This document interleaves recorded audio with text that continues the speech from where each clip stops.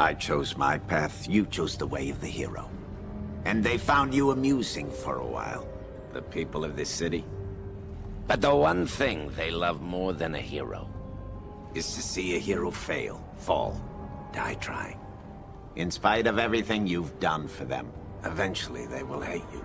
Why bother? याद करो बचपन में हम कैसे कैरेक्टर्स को पसंद करते थे। ऐसे कैरेक्टर जो कभी गलत नहीं करते थे, जैसे स्पाइडरमैन, सुपरमैन या कोई भी ऐसा कैरेक्टर जो हमेशा सच्चाई के रास्ते में चलता था। लेकिन बड़े होते होते हमें कैसे कैरेक्टर्स पसंद आने लगे, ऐसे कैरेक्टर्स जिनके मोरल वैल्यूज पे सवाल उठाया जा सकता है लेकिन उनका एंड गोल काफ़ी सही होता है। ऐसे कैरेक्टर्स होगा जैसे कि डेडपूल, एरिक किलमोंगर और साथ साथ में लोकी भी, जो अब हीरो बन चुका है लेकिन एक वक्त पे वो एंटी हीरो भी था। और ऐसे कैरेक्टर्स के लिए नाम दिया गया है एंटी हीरोज। और आज की वीडियो में हम समझेंगे कि why do we love anti heroes. पहला पॉइंट तो आता है रिलेटेबिलिटी। जैसे कि आपने इस ग्रीन गॉब्लिन के कोट से तो पहले ही सुन लिया होगा कि हम चाहते हैं, ऑडियंस चाहती है कि आपका हीरो फेल हो, थोड़ा गिरे ताकि वो वापस से उठ सके। और ये चीज़ एंटी हीरोज में काफ़ी ज़्यादा दिखती है। समझिए आपके परिवार को किसी ने मार दिया है तो आपका मन नहीं करेगा कि उसे जाके मैं चीर फाड़ कर दूँ। थोड़ा ज़्यादा ये R-rated बोल रहा हूँ लेकिन यही सबका मन करता है, लेकिन आप करते नहीं हो क्योंकि आपको पता है कि कानून इसको सज़ा देगा और कानून के हिसाब से चलते हैं। लेकिन एंटी हीरोज ये नहीं देखते। जैसे कि पनिशर को ही देख लो, वो किसी को बख्शता नहीं है, चाहे जैसा भी क्रिमिनल हो, चाहे उसने चोरी क्यों नहीं की हो। लाइट यागामी को देख लो, छोटे छोटे क्रिमिनल्स को भी वो मार डालता है। क्यों? क्योंकि उसे लगता है कि ईविल को ख़त्म करना ही मेन सोर्स है। और काफ़ी लोग को ये लगता है, जो एक रिलेटिबिलिटी बिल्ड करती है। जैसे कि परिवार को किसी ने ख़त्म किया तो वो उसे भी जाके मार देता है। रेज, वो एक अच्छे लोगों का, एक एंटी हीरो अच्छे लोगों का रेज दिखाता है फिल्म के स्क्रीन के ऊपर। एक हीरो सच्चाई के रास्ते में जाके विलेन को ख़त्म करने की कोशिश करता है, लेकिन एक एंटी हीरो एंड गोल पे ध्यान रखता है। थैनोस को ही देख लो, उसका एंड गोल था सृष्टि में संतुलन लाना, तो उसने क्या किया, आधे लोगों को मार दिया। और दूसरा थैनोस इसीलिए हारा था क्योंकि उसका एम था राज करना। लेकिन पहला थैनोस 14 मिलियन पॉसिबिलिटीज में हर बार इसीलिए जीता क्योंकि उसका मेन एम था संतुलन लाना। दूसरा फैक्टर है अनप्रेडिक्टेबिलिटी। अब आप समझो कि सुपरमैन और कोई हीरो लड़ाई कर रहा है तो आप क्या एक्सपेक्ट करोगे कि सुपरमैन एक इंसानों से भरी बिल्डिंग को उठा के उस पर फेंक देगा? नहीं, क्योंकि वो सुपरमैन है। लेकिन एक एंटी हीरो कुछ भी कर सकता है। बिली बुचर को देख लो आपके द बॉय सीरीज से, या कोई भी एंटी हीरो, वो हदें पार कर देगा। और अनप्रेडिक्टेबिलिटी इतनी ज़्यादा होती है कि आप सरप्राइज एलिमेंट आपका दिमाग को हुक कर लेता है, उसके कैरेक्टर में इंटरेस्ट इन्वेस्ट करा देता है आपको उस कैरेक्टर में। इसलिए हमें एंटी हीरोज पसंद आते हैं। काफ़ी एंटी हीरोज और विलेंस का भी गोल ऐसा रहता है जो जिससे काफ़ी सारे लोग अग्री करते हैं और वो मानते हैं कि ये सही है और हीरोज गलत है।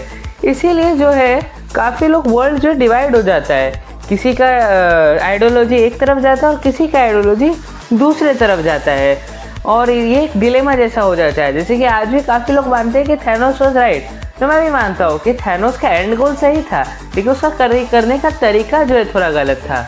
अब एंटी हीरोज या विलेंस का एक और बात भी होती है कि उन्हें लिखा ही ऐसा जाता है कि आप उनसे अट्रैक्ट हो जाए। मतलब वो वाला अट्रैक्ट नहीं बोल रहा मैं, मतलब एक करिश्मा होता है, एक ऑरा होता है। जैसे कि जब रहमान डकैत आता है हॉस्पिटल में, हमें पता रहता है, पता चल जाता है कि ये कुछ करने वाला है मूवी में। और वैसे ही होता है, रहमान डकैत की वजह से धुरंधर मूवी काफ़ी सक्सेस हुई है। और इसका मेन रीज़न क्या है, ऐसे रीजंस क्यों आते हैं? तो इसका मेन रीज़न आता है ब्लेक स्नाइडर की लिखी हुई बुक सेव द कैट में।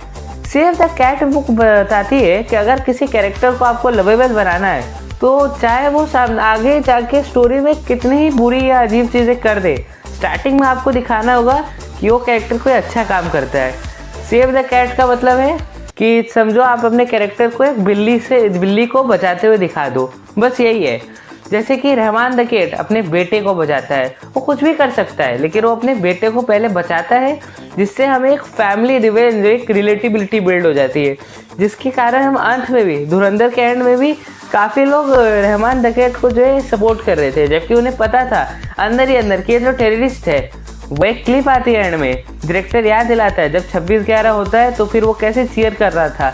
हमजा और हमारा दिमाग इतना सेम तरीके से कहानी को देखता है कि हमजा भी कनेक्ट रहता है क्योंकि रहमान द किड से, क्योंकि 9 साल 10 साल रहता है उसके साथ। लेकिन ये फ्लैशबैक देख के हमजा में जोश आता है और वो रहमान द किड को मार पाता है। एक और सेव द कैट का एग्जाम्पल है एनिमल मूवी में। एनिमल मूवी को लेके वैसे भी काफ़ी कंट्रोवर्सीज है, जिसपे मैं अगले वीडियो में बात करूंगा कि why we misunderstood animal and why the hatred is illogical. मैं इस पर बात करूंगा अगले वीडियो पे। लेकिन अभी छोटा सा सेगमेंट रखते हैं एनिमल का, जिसमें एनिमल में हमें क्या दिखाया गया है कि रणविजय का कैरेक्टर चाहे जितना भी बुरा हो, इविल हो, उसका एंड गोल क्या है? अपने पापा का बदला लेना। और स्टार्टिंग में उसका सेव द कैट क्या होता है? अपनी बहन को बचाना। जैसे कि उसकी बहन को हरास किया जा रहा था कॉलेज में, तो फिर वो जाता है और उन लोगों को ये कर देता है, पीट देता है, मार देता है जो उसकी बहन को हरास कर रहे थे। तो एक रिलेटिबिलिटी आ जाता है अपने बहन के तरफ प्रोटेक्टिव होने का सबका। इसीलिए एनिमल में रणविजय हमें थोड़ा पसंद भी आता है। हालांकि वो मिसोजिनिस्ट कैरेक्टर है, मैं उस पर डिनाई नहीं करूँगा। साथ साथ एंटी हीरोज को स्टाइलाइज भी किया जाता है, जैसे कि मैंने कहा। जैसे कि आप ये इन फोटोज़ को देखो, इसमें सारे कैरेक्टर्स धुरंधर के एकदम एक्यूरेट है, लेकिन केवल रहमान द किड ही एक अलग तरीके से लिखा गया है, बनाया गया है। क्यों? ताकि वो थोड़ा रिलेटेबल लगे, थोड़ा ऐसा लगे कि हाँ भाई ये एक ऑरा वाला विलेन है। हालांकि रहमान द किड जैसा कैरेक्टर या थानोस जैसा कैरेक्टर एंटी विलेन में भी आता है, जिसपे एंटी विलेन पे मैं अगले वीडियो में बात करूँगा, क्योंकि अगले वीडियो में मैं एनिमल पे बात करने वाला हूँ। तो stay tuned and bye bye.